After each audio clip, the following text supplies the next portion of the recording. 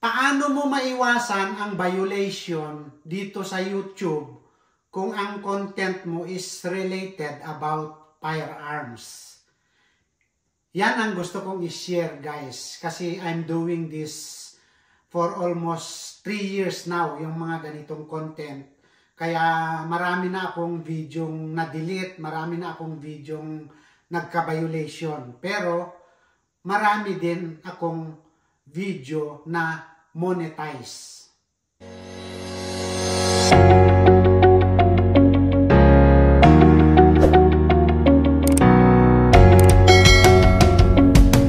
Number 1 na bawal sa aking obserbasyon dito sa YouTube is never go live na hawak-hawak mo yung baril, never go live na nasa gun show ka or nasa gun store.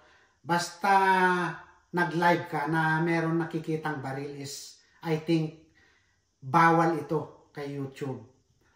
Nangyari na ito, guys, 2 beses na sa gun show na nag-live ako.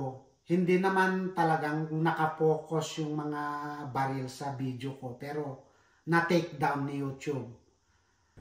Gusto ko lang i-share, guys, itong YouTube studio ng aking channel nga. Ipakita ko itong monetize sa content ko. Kung makita nyo, yung mga monetization sign niya, yung dollar sign is, karamihan dito is puro green. Meron din, ayan, sharing, may mga naka-off. Pero makita mo is talagang kulay green nga dahil karamihan monetize yung video. May mga naka-off nga dahil nga dito sa mga matinding violation. Tapos yung iba is sharing. Kahit dito sa YouTube short ko, guys, is makita nyo yung mga monetization sign nga, yung dollar sign is also green. Bihira lang dito yung mga kulay dilaw na content ko kasi nga sa tagal kong nag-upload ng mga firearm video is medyo nakuha ko na yung gamay yung YouTube.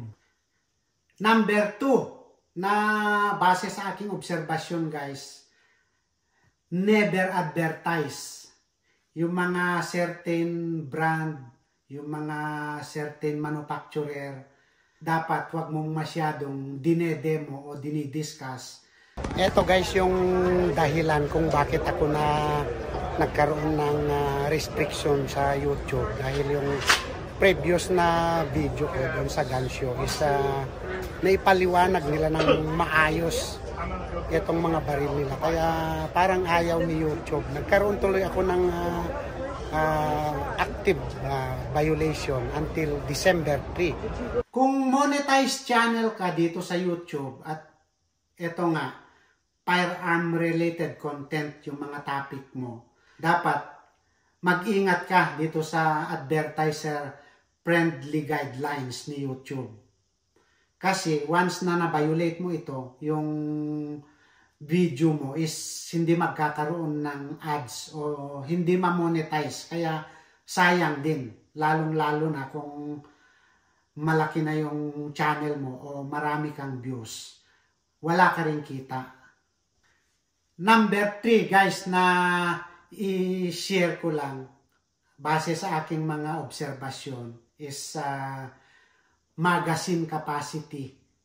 Kasi dito sa policy ni YouTube sa firearm related content niya is yung 30 rounds magazine capacity and above is hindi pwede. Kaya kahit hindi mo man pinokus yung video mo sa mga malalaking magazine, yung mga high capacity na magazine is hindi ka magkakaroon ng ads, guys. Kasi once na nag-upload ka kasi ng video mo, kung firearm related is i-re-request mo ng review. I-manual review ito ng YouTube. Kaya pag makita nila na may mga ganitong violation, malalaking capacity ng magazine is hindi ka magkakaroon ng ads. Kaya iwasan mo rin guys yung mga matataas na capacity ng magazine. Dito sa firearm content guys, napakahigpit talaga dito. Napakarami itong binabantayan ng YouTube dito. Kaya sa paglalagay mo pa lang ng title, tags o description, madedetect na ito ng AI kung meron kang firearm related. Kaya kung monetize channel ka, yung dollar sign ng monetization tools mo, hindi ka agad ito mag-bring. Kailangan mong i-request ng manual review. Kaya makikita nila guys kung nakalusot ka man sa AI is madedetect din ng magmamanual review. Lahat ng videos ko guys, dumaan nga dito sa manual review. Kaya dito mo malalaman yung resulta kung meron kang violation, meron kang ads o limited ads, no ads, or playable yung mga video mo pagkatapos nilang i-manual review. Number 4, ito yung base pa rin sa aking experience guys. Ito yung firearm modification. Huwag na huwag mong ipapakita o i-video yung halimbawang nagpalit ka ng mga ibang parts, yung mga trigger o kahit ano dyan. Kasi bawal ito sa YouTube. Kaya yung lower strip at saka upper na inassemble kong AR, naging mabigat yung violation ko kay YouTube. Kaya na-delete ko rin yung video ko na yon. Marami nga akong nakikitang mga video about build. Lalong-lalo na nga dito sa mga AR, yung mga AR platform. Although, playable naman sila pero hindi mo makitaan ng ads. Kaya ito, hindi ito mga monetize yung mga video na ganito guys. Kaya kung gusto mong mag-build o gusto mong magpalit ng mga parts ng baril mo at i-video mo, hindi guarantee na magkakaroon ka ng ads guys kung monetize nga yung channel mo. Number 5 guys na gusto kong i-share about dito sa violation nga sa firearm content is about dito sa controlled and safe environment. Kung nagpapiring ka na guys, dapat wag mong i-video na nagpapaputok ka lang kung saan-saan.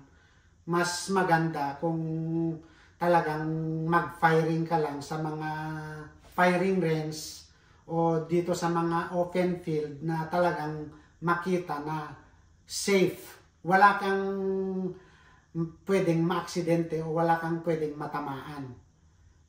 Kaya eto, yung violation na to guys is simple lang ito.